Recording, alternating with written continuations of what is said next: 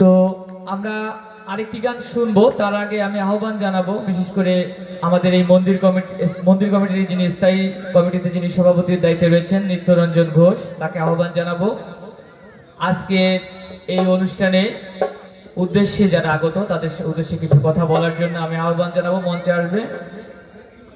একই সাথে আমরা গতবার যে কাজ করেছিলাম সেই কাজের একটা সংক্ষিপ্ত হিসাব আপনাদেরকে আমরা দিব, আর চলমান যে কাজটি রয়েছে তার হিসাব আমরা পহেলা বৈশাখের অনুষ্ঠানে দিব। সঞ্চালককে তার সুন্দর সঞ্চালন এবং সুন্দর উপস্থাপনের মধ্য দিয়ে আজকের এখানে মধ্য খলিশাখালীতে এই মায়ের মন্দিরে আপনারা সমবেত ভক্তবৃন্দ, উপস্থিত সুধী মণ্ডলী এবং দূর দূরান্ত থেকে অত্যন্ত গুণী শিল্পীরা এখানে এসেছেন, আমি তাদেরকে নমস্কার জানাচ্ছি। আসলে রাত অনেক হয়েছে, ছোট্ট পরিসর হলেও যে সমস্ত শিল্পীরা সঙ্গীত পরিবেশন করেছেন আমি কিন্তু ওখানে বসে আমি গান শুনছিলাম এবং অত্যন্ত চমৎকার সঙ্গীত পরিবেশন করেছেন, আমি তাদেরকে ধন্যবাদ জানাচ্ছি। বিশেষ করে আমি দেখেছি ঢোলে রয়েছে আমাদের শঙ্কর কুণ্ড এবং আমাদের কৃষ্ণ রয়েছে একদিকে, আবার আকাশ ছিল সম্ভবত আকাশ।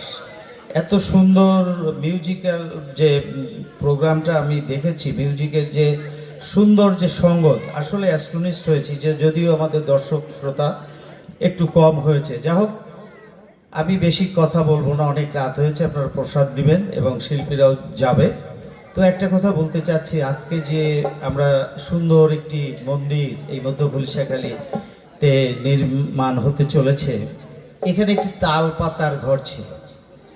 এখানে কিসের ঘর ছিল? যারা নতুন প্রজন্মের ছোট্ট যারা বাচ্চারা, তোমরা হয়তো এখানে ইতিবৃত্ত ইতিহাস জানো না, তোমাদের যারা মুরব্বী আছেন তারা জানে। একটা তাল পাতার ঘর ছিল, কচার খুঁটি দিয়ে এখানে পুজো হতো। এক সময় ওই তাল পাতার ঘরটি পুড়ে যাওয়ার পরে আবার আমরা নতুন করে শুরু করলাম। যা হোক, ওতে যাব না।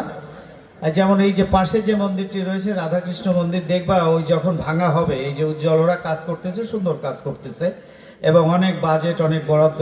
এখন জেলা পরিষদের যে জেলা প্রশাসকের দায়িত্বে যিনি রয়েছেন তিনি হচ্ছেন ব্যারিস্টার জাকির সাহেবের সাথে ওদের খুব ভালো সম্পর্ক। আমি মনে হয় যে এবং বিদ্যুৎ বাবুর সাথেও ভালো সম্পর্ক, ইঞ্জিনিয়ার। যাও, ওদের যে অক্লান্ত পরিশ্রম উজ্জ্বল সহ সবাই করছে। ওই যে মন্দিরটা বলছি, ওখানে লিনটনে দেয় হলো রড, ওখানে দেওয়া আছে গাছের কতগুলো গাছের রড। মানে ওই সময় যখন আমি এই মন্দিরের সাথে জড়িত ছিলাম তখন কিন্তু এত বরাদ্দ কখনো 1 লাখ 2 লাখ 3 লাখ 4 লাখ 5 লাখের আশা করা যায়নি। ওই এক টন কোনো মতে 5,000-7,000 টাকা। যা হোক, আমি ও কথা বলতে চাচ্ছি না, যে হাঁটি পা করে আপনাদের সকলের অনুদানে, সকলের প্রচেষ্টায় মন্দিরটির উত্তরোত্তর শ্রীবৃদ্ধি হচ্ছে। আমি একটা কথা বলবো আপনাদের, দল মত জাতি ধর্ম বর্ণ নির্বিশেষে আমাদের এই মন্দির কোচি উপজেলার সকল মন্দিরেই কিন্তু আমরা উন্নয়নের জন্য আমরা কিন্তু এগিয়ে আসছি এবং উন্নয়ন করছি কম বেশি। আপনারা দেখেছেন মঘিয়া কালীবাড়ি মন্দিরটি, ও মন্দিরেও আছি এবং ওই মন্দিরে অনেক কাজ চলছে, অনেক কাজ হচ্ছে, প্রত্নতত্ত্ব বিভাগ নিয়েছে। যা হোক, আমি কথা বলবো না, আমি একটা কথা বলবো, আপনারা যখন কোনো অনুষ্ঠান হয় আপনাদের কাছে সবিনয় অনুরোধ জানাবো, দল মত জাতি ধর্ম ছোট বড় গরিব ধনী নির্বিশেষে আপনারা চলে আসবেন, সহযোগিতা করবেন। তাহলেই দেখবেন আপনার মানসিক শান্তি পাবেন, পরিবারের শান্তি আসবে, সুখ আসবে। আর আমরা ছোট্ট পরিসরে এই অঞ্চলটি আমরা সনাতন ধর্মের লোক সহ অন্য ধর্মের যারা রয়েছি তারা আমরা সহ অবস্থান আমরা করতে পারবো, সুন্দর একটা সমাজ বিনির্মাণ করতে পারবো। আপনারা জানেন, মাঝে আমি না বললেই নয়, কিছু দুষ্ট লোকের ইচ্ছা ছিল যে এই মন্দিরটি নিভে যাক। আপনারা জানেন, একমত হবেন কিনা আমি জানি না, মঘিয়া কালীবাড়িটি নিভে যাক। অনেকে চেয়েছিল নিভে যেতে, কিন্তু আমরা স্বল্প পরিসরে হলো, মানে মিথ্যের ঝড়ের মাঝে সত্যের নিভু প্রদীপ টিপ করে জ্বলছে।